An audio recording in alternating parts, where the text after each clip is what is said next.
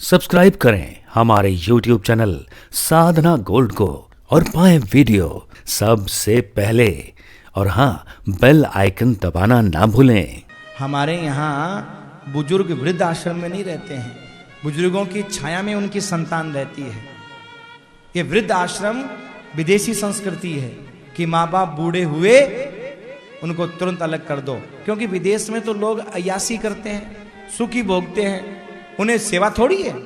विदेशों में सेवा का महत्व नहीं है, उन्हें तो खुद सेवा चाहिए। बेटा है तो सेवा चाहिए, बेटी है तो सेवा चाहिए, माँ बाप है तो कौन करेगा बुड्ढों की सेवा? तो वहां के तो नियम ही है, माँ बाप बूढ़े हुए और वो कौन ओल्ड होमेज, पता नहीं क्या बोलते हैं, ओल्ड होम ऐसे कुछ बोलते हैं ना, वो बना रखा उन्होंने पहले ही, बुढ़ा बुढ़ी को भेज दो महाराज। और यही कल्चर धीरे धीरे महाराज हमारे भारत में भी, ये भागवत, ये कथा, ये सत्संग सजनों इसलिए है कि हमारे देश में वृद्ध आश्रमों का बढ़ावा न हो, हम माँ बाप की छत्र छाया में रहें। अच्छा एक बात बताओ, अगर बेटे ने दो बात कह दी माँ बाप को, तो तुमने अपना पैदा किया तभी तो कही ना है, क्या हो गया? सोचना चाहिए। आज छोटी छोटी बात पर माँ बाप घर छोड़ देते हैं और ये सोचते हैं कि चलो वृंदावन किसी वृद्ध आश्रम में रह जाएंगे, किसी आश्रम में रह जाएंगे। मैं ये नहीं कहता वृंदावन में मत रहो, पर अपनी संतान के साथ रहो, मतलब संतान से प्रेम बना रहे। कभी वहां जाओ, कभी यहां आ जाओ, खटपट भी हो जाए तो भी संतान से दूरियां मत बनाओ। संतान से दूरियां बना करके आप ये सोचते हो कि किसी अनाथालय में, वृद्ध आश्रम में तुम्हारी सेवा हो जाएगी, तो जब तुम्हारे पैदा करने वालों ने नहीं की तो वृद्ध आश्रम में कोई कैसे कर देगा तुम्हारी? भाई विचार करने की बात है। और बुढ़ापे में क्या स्थितियां होंगी हमारी, कोई गारंटी नहीं है। हाथ टूटेगा, पैर टूटेगा, चलना बंद हो जाएगा, सर फूटेगा, कोई गारंटी है क्या वृद्ध आश्रम में क्या होगा, हमारे बुढ़ापे में क्या होगा? और औलाद को तो मजबूरी में करनी पड़ेगी सेवा, वृद्ध आश्रम वाले को मजबूरी नहीं है, मन मिला तो ठीक है, नहीं भैया चल रास्ता, या पड़ा रहा तेरे कमरे में, क्या कर लेगा? इसलिए छोटी छोटी बातों के लिए अपने बच्चों से मत तोड़ो। कितनी माताएं ऐसी हैं जो महाराज वृद्ध आश्रम के चक्कर में वृंदावन में आती हैं, रोड पर सोकर के जिंदगी काटती हैं। परिक्रमा में जाकर के देखना कितनी माताएं पड़ी रहती हैं बेचारी, इधर उधर मांग तांग के खा रही हैं। आ गई इस चक्कर में कि चलो बेटा नालायक निकल गया, वृंदावन जाएंगे, वहां जाकर के स्वर्ग में रहेंगे। पर इतना ध्यान रखना कि तुम्हारे नसीब में अगर स्वर्ग नहीं है तो चाहे तुम वृंदावन चले जाना, चाहे वैकुंठ चले जाना, तुम्हें स्वर्ग का सुख मिलने वाला नहीं है।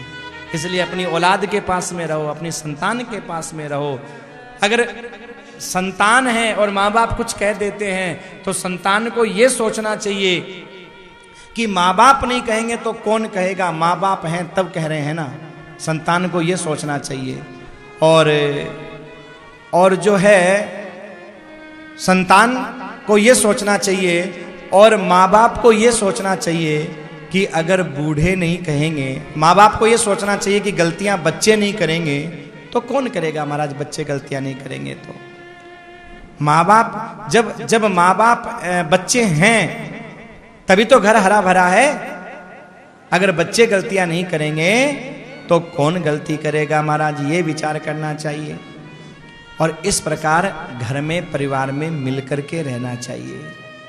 बस सजनों, ये कथा सुनते हो, सत्संग सुनते हो, इसका सुनने का लाभ तभी है जब बच्चे माँ बाप की सेवा करने लग जाएं और माँ बाप अपने बच्चों की गलतियां माफ करने लग जाएं, तभी तो कोई फायदा है।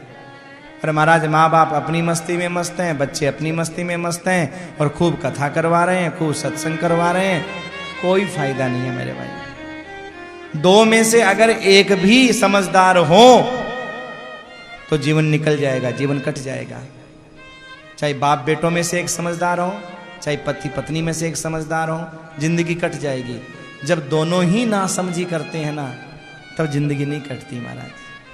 आज के जमाने में जो समझदार सास होती है ना, वो अपनी बहू को ही सास मान लेती है। ठीक है, तू तो सास है, मैं बहू, बोल क्या करना है, लड़ाई खत्म।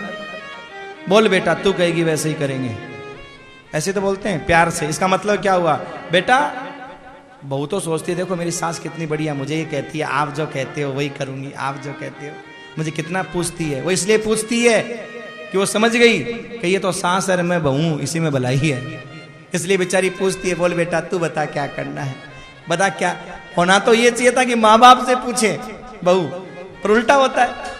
पर चलो जो भी है, कहने का मतलब है सास और बहू में से एक भी समझदार है घर नहीं टूटेगा, पति और पत्नी में से एक भी समझदार है घर नहीं टूटेगा, बाप और बेटे में से एक भी समझदार है तो घर नहीं टूटेगा।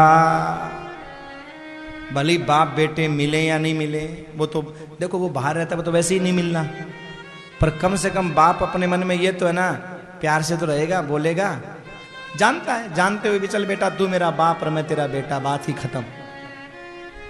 पर सजनों आज हम वृद्ध आश्रमों के चक्कर में और अपने बच्चों से खटपट कर लेते हैं, या वृंदावन में फ्लैट बना करके रह लेंगे, पैसा दिया है भगवान ने हमें, तो वो भी सजनों आप नहीं रह पाओगे, क्योंकि बुढ़ापा बहुत खराब होता है।